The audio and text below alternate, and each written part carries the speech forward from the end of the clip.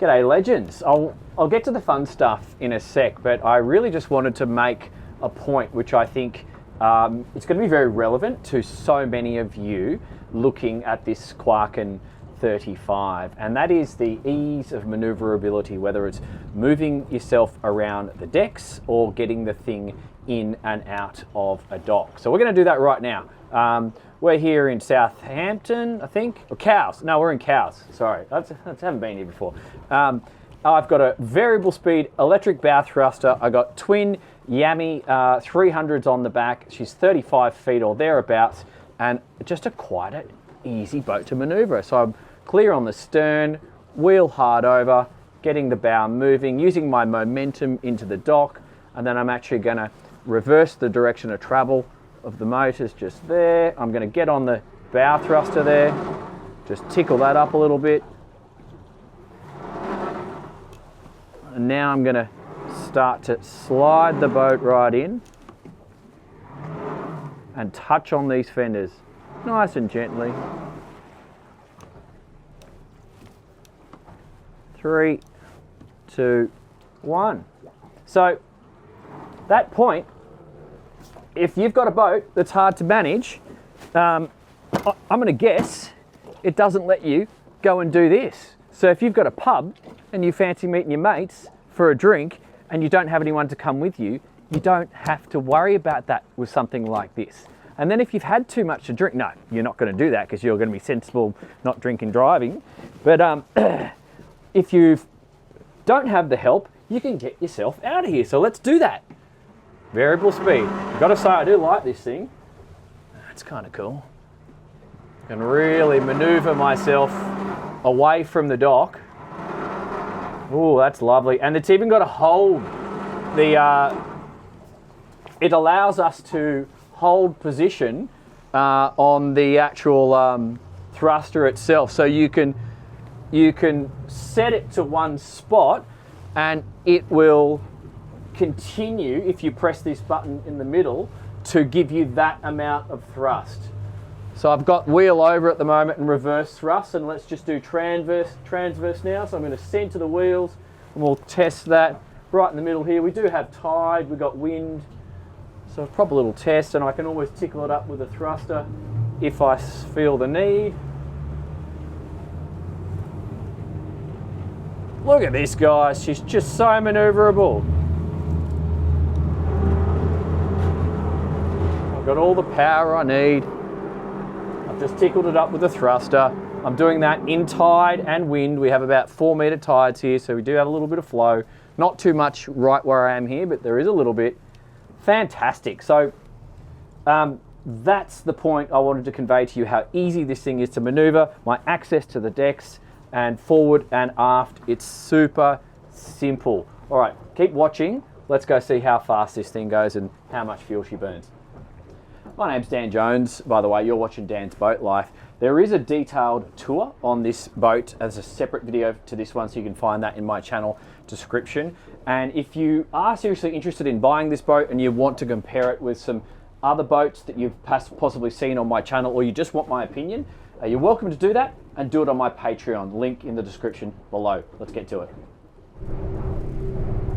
Okay guys, so at 23 knots, we're doing a litres per hour of, let me just double check that, 55 litres per hour. I just had some acceleration there and it settled down 55 to 60 at speed return of 22 knots. And I suspect many of you guys are going to be quite comfortable at that speed, because if you've come out of a bigger boat or if you've come out of a sailing boat and you're attracted to this for the convenience and for the seakeeping, that's probably what you're used to. But I'm going to tell you right now, it's not what you have to do. So let's just start making our way up through the rev range. We're going through a little bit of confused water just here. I'm going to make sure I go wide of an apparent shipwreck here. I am aware of that. The tide is going up, going through a couple of waves, parting them nicely. The decks are dry. 24 knots and 65 litres consumption. That's total for the twin engines on the dial. And let's just increase that speed. We'll just get up to, the boat feels like it wants to cruise a little bit quicker.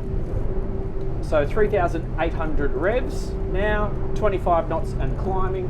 26 knots. Okay, 27 knots we are. I've got the zip wakes in auto.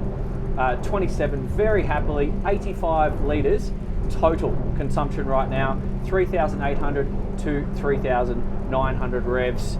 Really, really nice. Just no big waves here. I've just got a little bit of surge from here and there, some tidal influences and a little bit of boat wash. That's about the best I can give you. But how about the background? We did that specially for you guys. Hopefully, quite a few of you, I know quite a few of you are going to recognise this one. Sorry about the weather though, it is freezing cold. But anyway, can't do anything about that. So 4,000 revs, let's just see where we sit. Now we're at 100 litres consumption, 29 knots, super comfy. That's a bit of a fast cruise. Just give that engine a bit of a trim up there. Okay, that feels like less load on the motors now. 4,200, 103, 31 knots. Real happy. I've got plenty more left in the rev range here. So that feels like my fast cruise. Notice the level attitude the boat assumes pretty much at all times. You can definitely compare this with an Axopar, with a Saxdor, with a Nimbus. In terms of the quality, I'll talk about that in the walkthrough, but I think this is going to be one of the better ones out there on the market today in terms of the build quality. Let's just check that we're all clear. I won't piss off any more of these seagulls or ducks, whatever that is, and let's do a nice wide turn at speed. Okay, so remember the cabin is offset on this one, similar to you would have seen on my other video of the smaller Quarken. It gives you a sensation of space in here, and even though this roof's massive, gives us heaps of protection, I've got no loss of visibility anywhere. The visibility is epic through the turn. I can see everything. I'm not seeing any dangers, even from the lowering roof on the starboard turn. We'll check that out on a port turn in a sec, but let's just go fast. Okay, now the speed's coming up. 4,800 revs, 160 litres and climbing, a little bit of engine trim up, still got my zip wakes in auto, 38 knots, easy. Acceleration's great with these yammies, so let's just give it a bit more. Bit more trim up on the motors, through some of my own boat wash, smooth, slices the waves, real good. I feel like I want to get rid of the zip wake right now, but I'm doing 43 knots, easy peasy. The other thing, these yammies are generally a little bit noisy, but in this cabin, it's quite pleasant.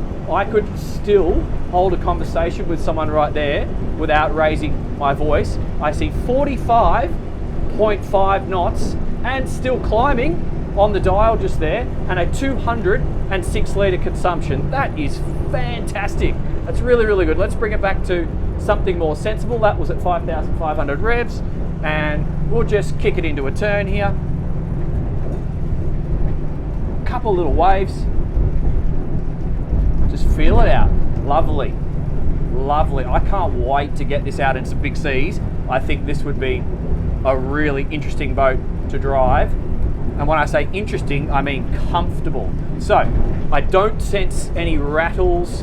I can hear some air moving somewhere up the front. We'll try and discover what that is, but the structure itself feels solid. These joins on the door feel good. Come back to more sensible speed. I'm going to hook it into a turn in here to port and just talk to you about my viz to port at speed. But if you have had a bigger boat and you want a boat that you are going to be less, not afraid, that's not the right word, less hindered to go boating because you just have less things to muck around with, less covers, less organisation, I think this is going to be something that sits really happily. Okay, now I'm doing that turn to port. Look at that. Viz is good. Viz is good. So obviously less appropriate on the port turn as opposed to the starboard, but I've still got viz to the horizon even from where I am right now. And let's just sit down. That bolster's easily maneuvered and I feel confident. I'm even from the seated position with my feet on the footrests. That's good. Let's just increase that rate of turn and just see how the boat feels. I'm going to drop the motors a little bit, just give some more grip into those props, and let's just do a sporty turn now. That's gripping and going. That's awesome. This is great. So that's forgiving. So if you essentially don't know what you're doing and you rev the thing up without telling your wife, and you go into a turn like this, which ordinarily you should prepare your guests before doing something like this, I don't think you're going to piss her off because she may not even notice. Oh, that's great. Fantastic. So, yeah, back to my point. I believe if you've had too much management on your previous boats, and that's eating up too much time in your day or too much of your energy, and you want something that you can have enough luxuries but not too much, and by doing that it frees up your time to do a lot more boating, then this is something that you should focus your attention on. That was smooth, that was direct, that was luxurious, and this feels like a step up in quality compared to a lot of the adventure boats that I have driven. Once again, similar to the 27, I'm going to put this on par with what I've experienced with the Nimbus brand, which I consider to be one of the best. So that's very, very interesting. Let's go do some anchoring and we'll see how that experience is. So we found a nice sheltered spot to drop the anchor here, guys, and essentially it consists of anchor, chain, and then it goes to road, going through the same windlass. Fixed bow roller, which protrudes out over the flat stem bow. And the reason why I go forward, I've actually sent James forward in this case, is often we're the first ones to drop the anchor on some of these new boats. And so whilst you can set them up to drop it from the helm, and I would be doing that if I'm an owner operator for the first time, I like to always go forward and just check the amount of clearance, see how everything runs, and just get a good visual on it so I can understand whether there's any risks of the anchor hitting the bow, essentially. And that's what I'm always focused on. But this one looked good. She went down nice and easily, enough chain to get some grab on the bottom and then lay some chain out along the sea floor for the boat not to go anywhere. And we did have some rip and tides later on in the video here, and the boat held really nicely. So all in all, nothing wrong with this setup. Easy to operate, pretty user friendly. So that's the boat, ladies and gents. I hope that was valuable. I hope you got something out of that. What do I think of it? I think it's, as I suspected, because I've tested the 27 before, it's an equally impressive piece of kit. It's conservative in its construction and its design, and it's going to be, therefore, going to be something that's going to make your life, in terms of going out and doing a lot more boating, a lot easier. Would you get the bigger motors? You can now get the 350s instead of the twin 300s from Yami. Maybe. So consider that. If you're going to load it up and you want the extra horsepower to carry more weight, that might be a benefit to you. Remember, we've got 45.5 knots. So for a lot of you, it's not necessarily going to be a must. I know a lot of you Aussies really demand the extra horsepower, and that does help on the resale. So if you're in a region where that's important to you, consider that as well. So that's the boat. I'm going to pop up some competition up on the screen now that I've tested in the past. Get over there and watch it and compare it if that's important to you. And if you want to see some extra content, the good, the bad, the compromises, that's a separate video just for my Patreons, and that's where you can talk to me and ask me questions as well. So I'll see you over there in the Patreon or the other video or somewhere around the world, because I'm traveling a lot right now. It's a lot of fun. Thanks, legends. See you next time.